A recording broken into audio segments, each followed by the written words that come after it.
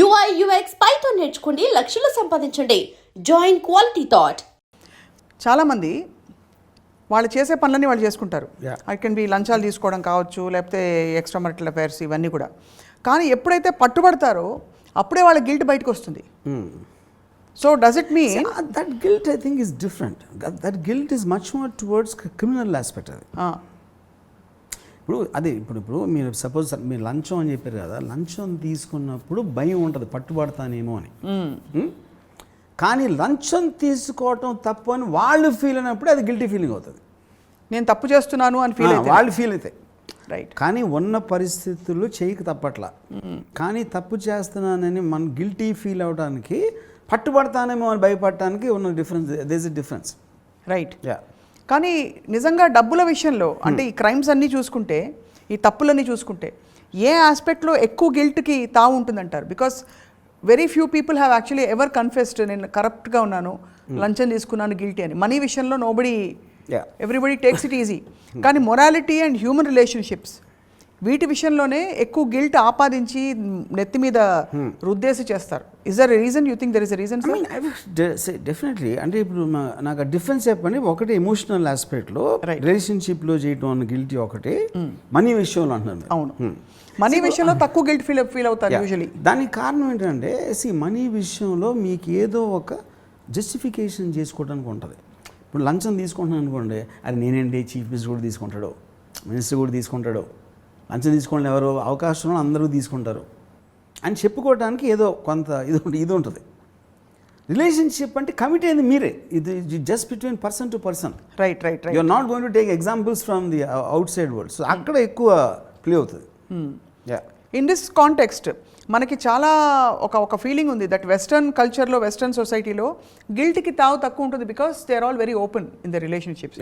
ఇండియాలో because of the roots and values we have instilled, ఇక్కడ guilt ఎక్కువ ఉంటుంది అంటారా? ఓపెన్ కన్నా ఎక్కువ, because when they are understanding this can happen, ముందు వెళ్ళి ఇది అవ్వచ్చు అనేది వాళ్ళు ఊహించుకుని ఎగ్జాంపుల్స్లో దానికి సంబంధించినట్టు లీగల్ ఆస్పెక్ట్లో కూడా కొన్ని ప్రొవిజన్స్ పెట్టుకుని, లేకపోతే ముందే కాంట్రాక్టు ఇంతకాలం ఉంటే అంతకాలం ఉంటే ఎంత, ఇలాంటి అన్నీ పెట్టుకుని చేస్తారు కాబట్టి అదొక పాయింట్.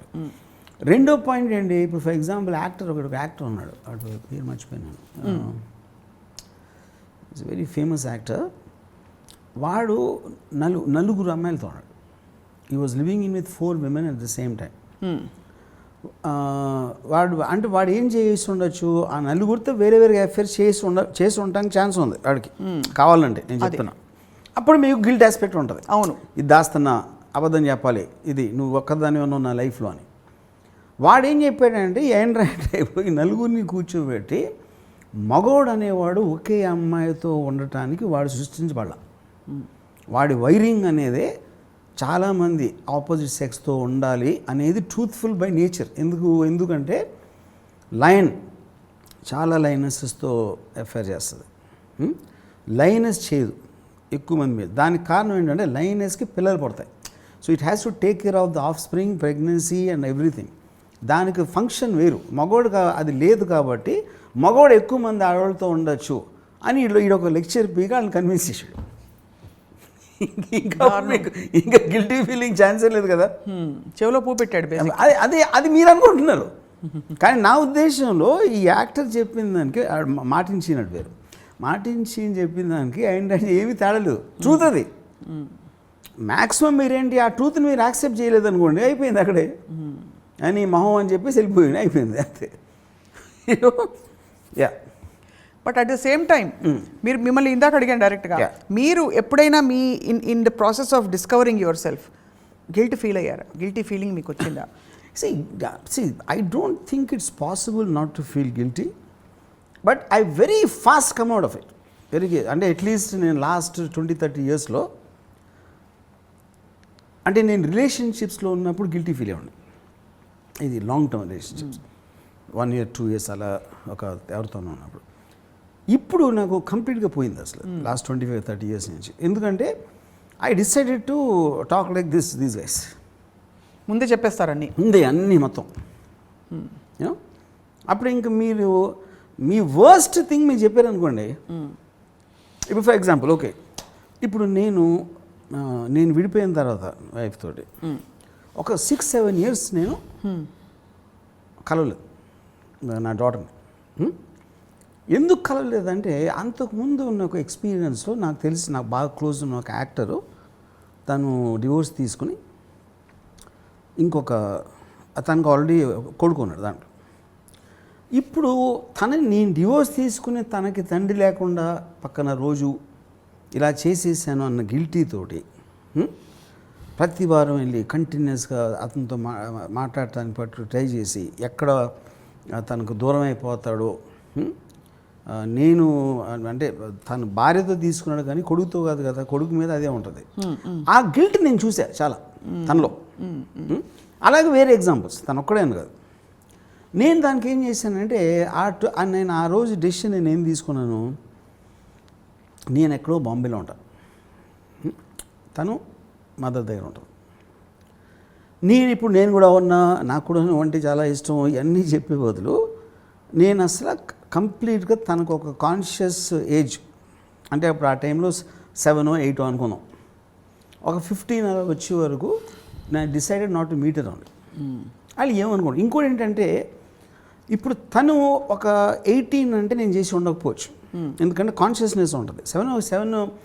7 అంటే 3 రోజులు నేను ఉన్నానని మర్చిపోతుంది. అవును. 15 ఇయర్స్ వచ్చాక ఒకరోజు నేను కలిసి ఏం చెప్పానంటే, ఇప్పుడు కొంతమంది ఏంటి మా వాళ్ళు నీ గురించి ఏమో అనుకుంటారు, ఏదో చెప్పేస్తూ ఉంటారు, నీ మీద మనసు విరిగిపోతుంది, నువ్వు పెద్ద చాలా చెడ్డోడివి అని తనకు ఫీలింగ్ వచ్చేస్తుంది అని ఇంకా ఒక సినిమా టైప్లో నాకు బిల్డప్ ఇచ్చారు. ఇచ్చారా? ఇచ్చారు. నేను కలిసినప్పుడు ఫస్ట్ లైన్ ఏం చెప్పానంటే, అసలు ఏంటి హలో కిలో ఏమన్నాను, నా గురించి నేను ఎంత చెడ్డోడు ఎంతవరకు విన్నావో దానికన్నా 100 రెట్లు ఎక్కువ చెడ్డోడు అని మీ డాక్టర్ చెప్పా. ఫస్ట్ లైన్ చెప్పాను. అది చెప్పి నేను మహాస్వార్థపరుని, నన్ను తప్ప ఇంకొకటి గురించి కేర్ చేసుకోను, మోస్ట్ ఆఫ్ ద టైం నన్ను గురించి కూడా నేను కేర్ చేసుకోను. నేను జస్ట్ ఒక జంతువులా బతుకుతున్నాను. అలా బతకడం నాకు ఇష్టం. ఒక జంతువు అంటే ఏంటో నేచర్లో బతుకుతుంది, దాని ఇష్టం వచ్చినట్టు చేస్తుంది, ఏమీ లేకుండా బంధాలు గిందాలు. నేను ఆ టైప్ ఆఫ్ లైఫ్ గడపటం నాకు ఇష్టం, అది ఎంచుకొని అలా బతుకుతున్నాను. ఇప్పుడు నువ్వు నా డాటర్ కాబట్టి ఏదో నా డాటర్వా లేకపోతే నీ పేరేంటా లేకపోతే నువ్వెవరో నాకు తెలియకుండా కూడా నా ఫీలింగ్ అంతే ఉంటుంది నీ మీద. నీకు నేనంటే ఇష్టం లేకపోతే నాకు నో ప్రాబ్లం, ఎందుకంటే నాకు వేరే వాళ్ళు నన్ను ఇష్టపడితే నాకు చాలా చిరాకు వస్తుంది, ఎందుకంటే వాళ్ళ ఎక్స్పెక్టేషన్కి ఎంతో కొంత నిలబడాల్సిన ఒక రెస్పాన్సిబిలిటీ వస్తుంది. అవును. అది నాకు ఇష్టం లేదు. ఓకే, సో ఇంత ఫ్రాంక్గా నేను ఎప్పుడన్నా నువ్వు స్కూల్కి వెళ్తున్నావు, స్కూల్లో చదవట్లేదు, నేను కేర్ చేయను, ఎందుకంటే నేను స్కూల్ స్టడీస్ మీద నేను బిలీవ్ చేయను. నేను కూడా బ్యాడ్ స్టూడెంట్. నీకు ఎప్పుడన్నా జ్వరం వచ్చి హాస్పిటల్లో నేను రాను, ఎందుకంటే నాకు హాస్పిటల్స్ అంటే చిరాకు. నేను చేస్తే నేను ఒక్కడే చేస్తాను, ఎక్కడో ఎవరికి తెలియకుండా. సో ఇది నా లైఫ్ స్టైల్ బేసిక్గా. నేను ఎంచుకున్న లైఫ్ స్టైల్. ఆ లైఫ్ స్టైల్ వేరే వాళ్ళ కోసం నేను మార్చను. సో ఇది ఇప్పుడు ఇవన్నీ చెప్పేస్తే ఒక మీటింగ్లో చెప్పా. సో తను ఏం చేసింది, అంత విన్నాక నేను ఒక స్పీసీస్ లాగా అనుకుంది. నేను డ్రైవ్ కూడా అక్కడికే చేశా. ఇప్పుడు జూలో కోతి ఉంటుంది, సింహం ఉంటుంది, పులి ఉంటుంది, నక్క ఉంటుంది, అది మన కోసం ఏమి చేయాలని ఏం లేదు, అవి ఉన్నాయి అంతే. జంతువులు, అందులో నేను ఒక జంతువు, నేను మనిషి రూపంలో ఉన్న ఒక జంతువుని. అప్పుడు ఇంక మీరు జంతువు నుంచి మీరు ఏం ఎక్స్పెక్ట్ చేస్తారు? మా అయితే కాసేపు ఆడుకుంటారు, దాన్ని చూస్తారు, వదిలేస్తారు అంతే. నిజం కూడా అదే. ఇట్స్ నాట్ దట్ నేను తన కోసం నేను ఏమీ మార్చి చెప్పలా. అన్నిటికన్నా చెడ్డోడు. ఎందుకు చెడ్డోడు అంటే ఏంటి? ఫస్ట్ ఆఫ్ ఆల్ సమాజం దృష్టిలోనే చెడు ఉంటుంది. చెడు అనేది దానికి మీనింగ్ లేదు, లేకపోతే సమాజం అవును ఒక కంపారిటివ్ ఆస్పెక్ట్లో ఉంటుంది, రిలేటివ్. అది నేను దాన్ని కేర్ చేయను కాబట్టి. కానీ వాళ్ళు ఏమేమి చేయకూడదు అంటారో అని నేను చేస్తాను. సో బయట వాళ్ళకి తెలిసినవి కొన్ని, నాకు ఇంకా ఎక్కువ తెలుసు, అందుకని దానికన్నా ఎన్నో రెట్లు ఎక్కువ చెడ్డవాడని చెప్పిన, అది కూడా ట్రూత్ఫుల్లే. ఓకే, సో బేసిక్గా ఇలా చెప్పినప్పుడు ఏమవుతుంది, ఆటోమేటిక్గా తనకి నా మీద ఉన్న ఒక పారామీటర్ ఏదైతే వేరేగా ఫిక్స్ అవుతుంది. అలా కాకుండా నన్ను క్షమించు, ఎన్ని రోజులు నేను నీతో లేను అని ఇది చెప్పాను అనుకోండి, ఆ పారామీటర్స్ వేరే ఉంటాయి. అప్పుడు నేను మళ్ళీ చావాలి దాన్ని మెయింటైన్ చేయలేక. అంటే ఇది మీరు నిజంగా ఫీల్ అయ్యారా, లేకపోతే ఇలా ఫీల్ అవుతున్న అమ్మో గిల్ట్ వస్తుంది కాబట్టి నేను ముందే ఆ గిల్ట్ రాకుండా ఇవి చేసేస్తాను కూడా స్టడీ చేశాను కదా, నా పాయింట్ అది. I studied that from others. మీకు వచ్చిన ఏ నాలెడ్జ్ అయినా ఏదో మీరు బుక్ చదివారా, ఎక్స్పీరియన్స్ చేశారా, లేకపోతే మీకు తెలిసిన వాటికి జరిగిందా, లేకపోతే మీకున్న ఇంటెలిజెన్స్ తోటి అనలైజ్ చేసి ఇలా రావచ్చు అని ఊహించారా, దాంట్లోంచి వస్తుంది కదా ఎవరికైనా. యా. సో అప్పుడు ఆ మొత్తం తప్పించుకోవడానికి ఫస్టే చెప్పేస్తే అయిపోతుంది, ఒక పని అయిపోతుంది. సో అంతా చెప్పేశారు మొత్తం. In the process you actually self acceptance, అది మిమ్మల్ని మీరు పూర్తిగా అర్థం చేసేది. అది నేను ఆల్రెడీ నేను ఏ రోజు నుంచి అయితే నేను కలవకూడదు అనుకున్నా, ఆ రోజు వచ్చింది నాకు రియలైజేషన్. తనకి చెప్పింది ఇన్ని సంవత్సరాల తర్వాత అవ్వచ్చు. అందుకని ఏమైంది, నేను కూడా ఈ 7 yearsలో ఎప్పుడు తనకి చూడాలని కానీ మిస్ అయ్యిందని నేను ఎవరిని మిస్ అవ్వను అసలు. చాలామంది ఈ గిల్ట్కి ఒక పరిష్కారం వెతుక్కునే క్రమంలో ఇతర మంచి పనులు చేస్తూ ఉంటారు. సో ఫర్ ఎగ్జాంపుల్, నేను సరే బయట ఎఫర్ పెట్టుకున్నాను మీరు అన్నట్టుగా ఎవరో మగవాడు వచ్చి, బట్ భార్యను మాత్రం పువ్వుల్లో పెట్టి చూసుకుంటా అనేవాళ్ళు మెజారిటీ ఉంటారు. So you think that's a solution? అది ఇప్పుడు పువ్వుల్లో పెట్టి చూసుకుంటా అనే మాట ఫస్ట్ ఆఫ్ ఆల్ పువ్వుల్లో పెట్టుకుని చూసుకుంటే వాళ్ళకి తుమ్ములు వస్తాయి.